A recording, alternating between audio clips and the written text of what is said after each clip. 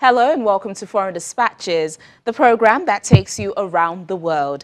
I'm Teniola Shoboale. On the program this week, record rainfall in South Korea triggers fatal floods in the capital, Seoul, plus residents of captured Ukrainian port city Mariupol try to survive among its ruins.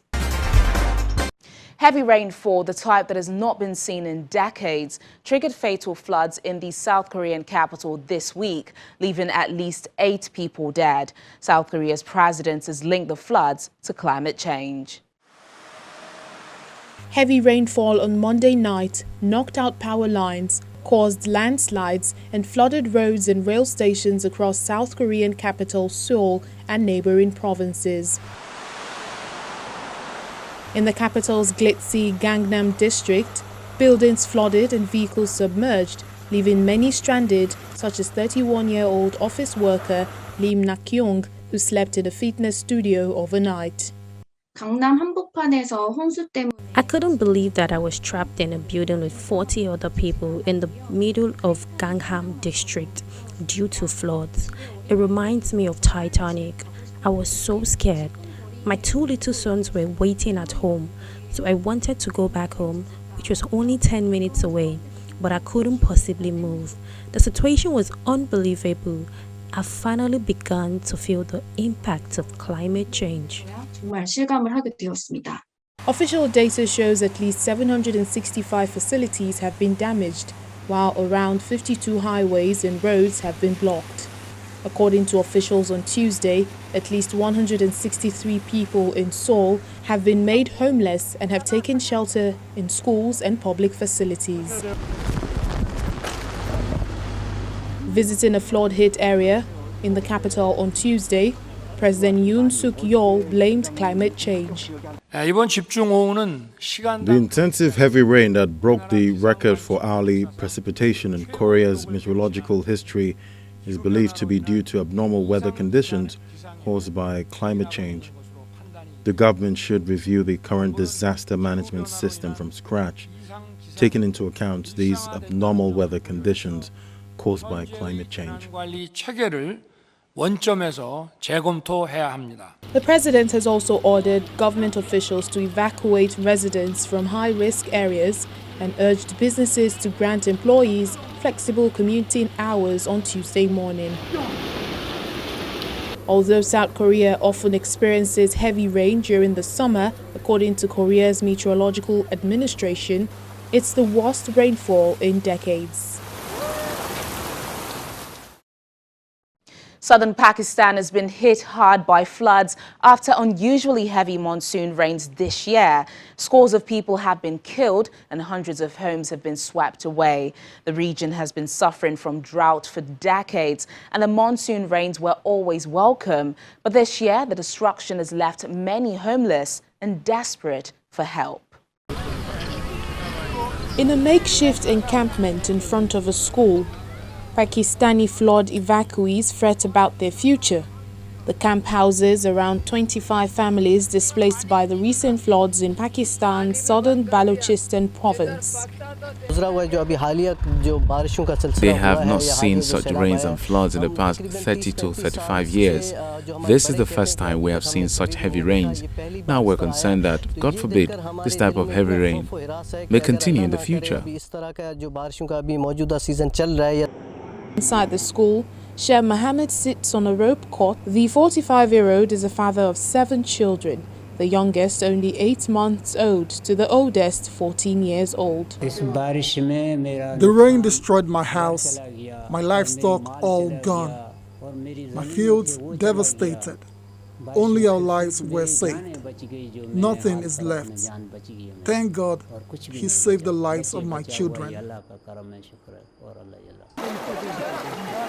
Flash floods caused by abnormally heavy monsoon rains have killed at least 549 people in Pakistan over the past month, with remote communities in the impoverished southwestern province of Balochistan among the hardest hit. Although this batch of evacuees have reached relative safety, they worry about facing similar devastation in the near future. in a world in which their homes are increasingly vulnerable to changing weather patterns. I've appealed to the government to make some arrangements for us so that the same situation does not happen again. Before this, no one had even thought that something like this could happen. So there was no planning, which has resulted in all this devastation. People took refuge beneath drains. It was so bad, no one could imagine that there could be so much water. See, my house, everything was flooded. We took shelter on the roof of a government school for 3 days and 3 nights. Around 200 people with kids. We sat on the roof for 3 days. When the water receded a little bit, we walked for 2 days until we arrived at a safe place. We just need help. Aside from the fatalities, according to the National Disaster Management Authority, flooding had damaged nearly 50,000 homes. Government agencies and the army have set up aid and relief camps in flood-hit regions and have been working to help relocate families and provide food and medicine.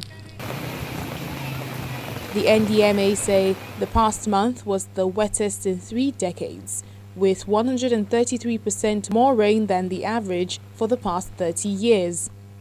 Balochistan, which borders Iran and Afghanistan, receives 305% more rain than the annual average. To the Ukraine-Russia conflict, the fighting for control of the strategic port city of Mariupol ended 2 months ago with a victory for Russia. Thousands were killed and hundreds of thousands were forced to flee, while those who stayed behind now face a new battle: how to survive among its ruins. The battle for this once bustling city of 430,000 on the shores of the Sea of Azov left it crushed and with an estimated population in the tens of thousands. Mariupol residents say they are struggling to get by despite efforts by the city's Russian-installed administrators to try to rebuild. There's still no stability. People don't know what awaits them. We hear information from different cities. There's shelling everywhere, so it's too early to relax. We don't know what's waiting for us, although yes, they are trying to build new housing here to restore something. Schools have already opened. The end of the school year went ahead pretty normally, but there's still no peace of mind for people. It's not like they can fold their arms and breathe normally. The World Health Organization and Ukrainian officials have warned that the city, without running water or functioning sewage systems, is at a risk of a cholera outbreak, as rubbish and human remains rot beneath its rubble during the summer. The United Nations says 90% of the city's buildings were destroyed after Russia used tanks, artillery, and airstrikes to try to dislodge its defenders. A top official from the world body said last month that at least 1,348 civilians had been killed, including 70 children, and that the final toll was probably thousands higher. Kyiv estimates that 22,000 civilians were killed. The Russian Defense Ministry has previously accused the city's Ukrainian defenders of using civilians as human shields and of setting up fire points in residential areas. However, Ukraine denies this. Sitting outside with her daughter Sofia, Anna Malenko complains about having no work or money to buy food. The situation with food is the same. There's no work or money to buy food. There's no money to do anything. Russian diplomats say Moscow is doing its best to return life to normal for residents in the city. Mariupol is in Ukraine's industrial Donetsk region, which Moscow says it wants to take full control of in order to ensure its own security against NATO and to protect Russian speakers it accuses Kyiv of persecuting. Russian-backed forces tried and failed to seize the city in 2014. It fell to Russia in May this year after a nearly 3-month siege. Away from the war in Ukraine, Taiwan has condemned China for extending military drills of its coast, saying Beijing is preparing for an invasion. The condemnation follows China's decision to defy calls to end its biggest ever show of force against the island. The drills began last week after a visit to Taiwan by U.S. House Speaker Nancy Pelosi. Beijing considers Taiwan its own territory. On the streets of Taipei, many look upon China's unprecedented military exercises with calm resignation, doubting that war is imminent. Right now in Taiwan, we're not feeling particularly nervous for the time being, because for us, the threats are nothing new. There is one major influence, which is that the commercial trading is obstructed. But for me personally, I'm not that affected.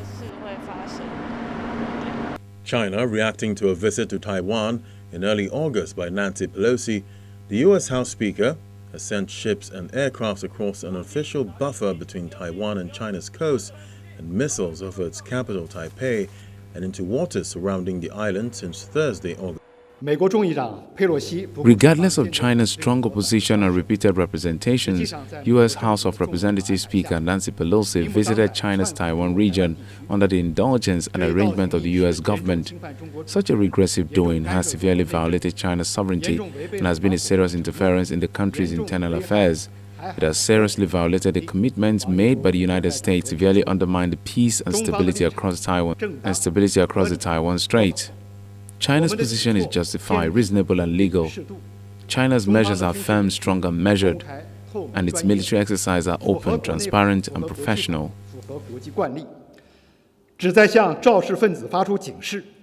China claims Taiwan as its own and has never ruled out taking it by force if necessary. Taiwan rejects China's sovereignty claims, says the island's people should decide its future, and vows to defend its democracy and freedom. Taiwanese foreign minister says China is using Pelosi's trip as an excuse to prepare for an invasion of the island. China has used the drills in its military playbook to prepare for the invasion of Taiwan. It is conducting large-scale military exercises and missile launches, as well as cyber attacks, disinformation campaign, and economic coercion in an attempt to weaken public morale in Taiwan. China's targeted large-scale military exercises are a serious provocation. China has used Speaker Pelosi's visit to Taiwan as a pretext, but is pursuing its true intentions in a number of ways. In terms of the range of its missile tests, China is clearly trying to deter other countries from interfering in its attempt to invade Taiwan. Its rehearsal of anti-access and area denial, or A2AD, tactics gives us a clear image of China's geostrategic ambition beyond Taiwan. In other words, China's real intention behind these military exercises is to alter the status quo in the Taiwan Strait and the entire region. Taiwan launched live-fire military exercises of its own on Tuesday as military drills by China continued in the week. The scale and intensity of the Chinese exercises, as well as its decision to cut some communication with the U.S., has prompted concern in Washington, but U.S. President Joe Biden has said he does not expect an escalation.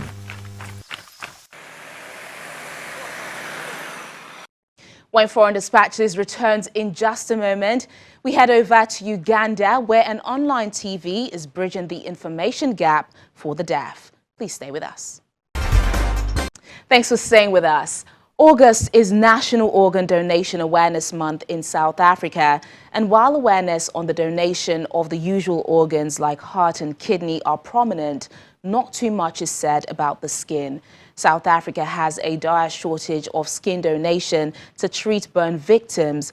With the world battling with the aftermath of the COVID-19 pandemic, the Center for Tissue Engineering says it's been struggling to provide tissue to hospitals in need. In this report, we look at what skin donation is about and reasons why there are still only a few who register as donors. We would like to warn viewers on some sensitive content in this report.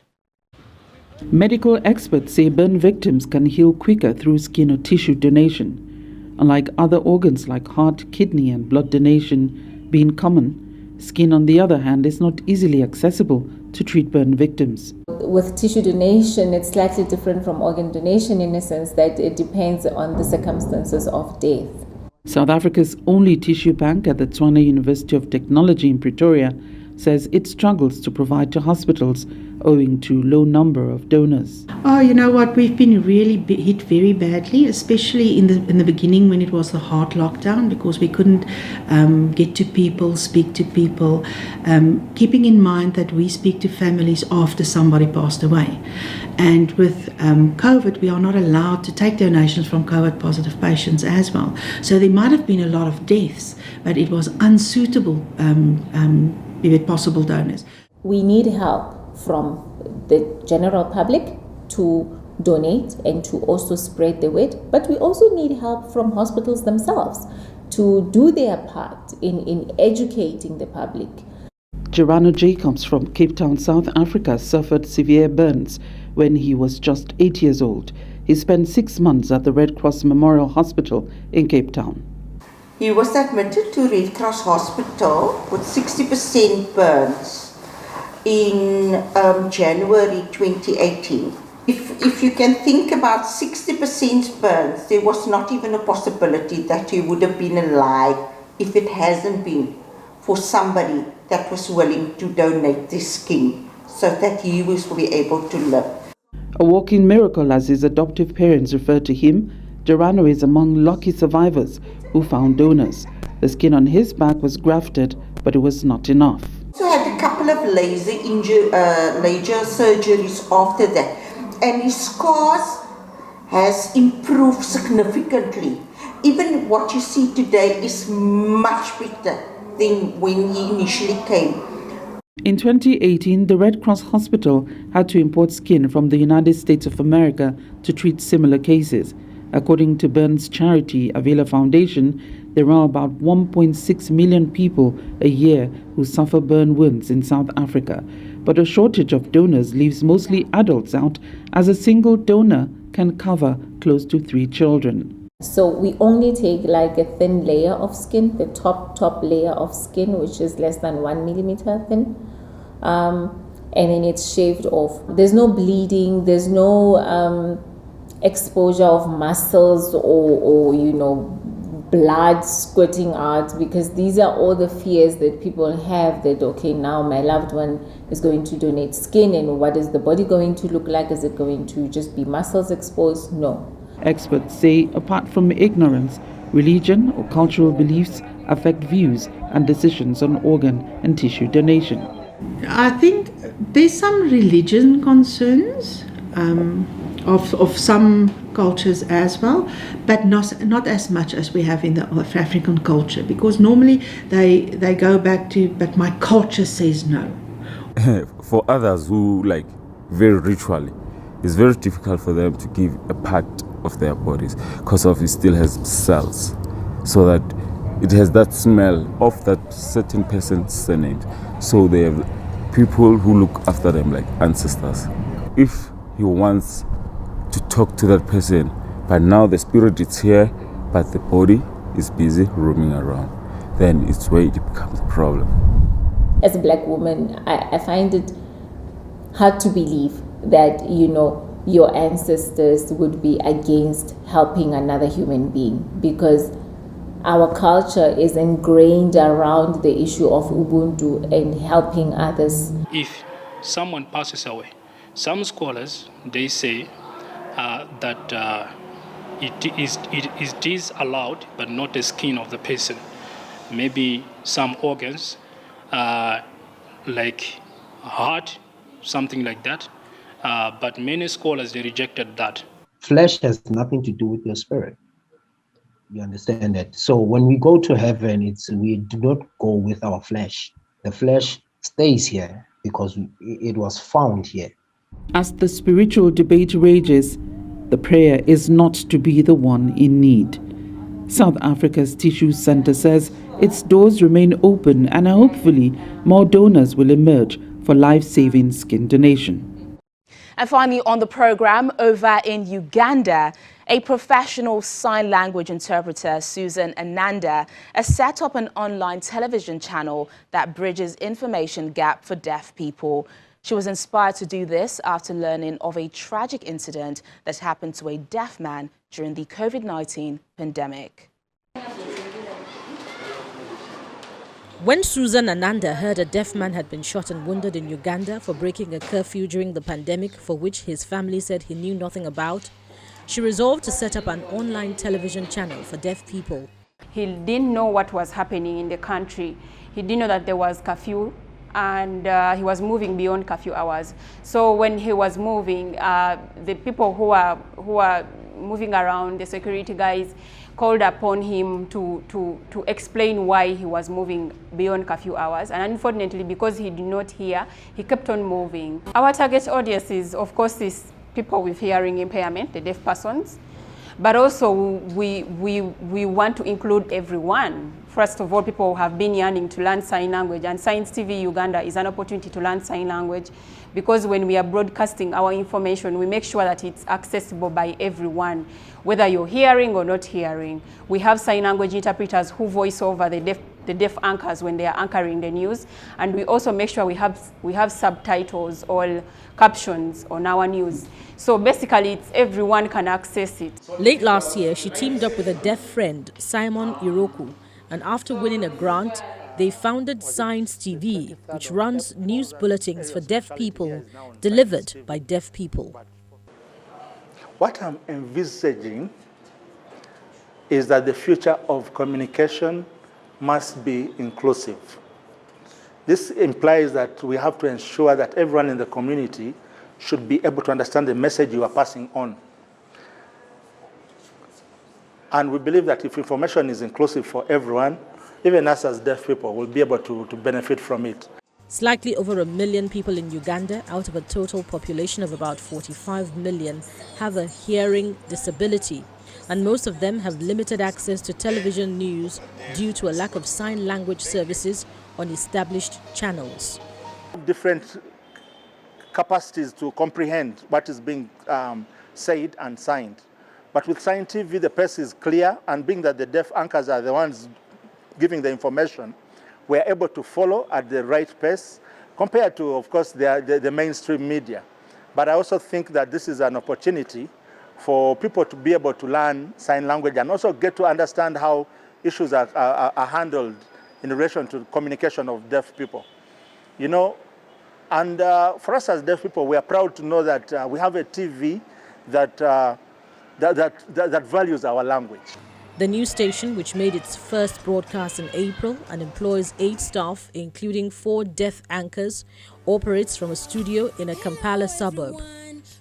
In a typical broadcast on Science TV Uganda, the news is read by 2 deaf anchors and simultaneously signed by a sign language interpreter, going slowly to match the anchor's pace, while the screen also carries subtitles. We want to have sports, we want to have talk shows, we want to have news, daily news, where we can have stories that impact, that inform the deaf persons what is happening in the country daily.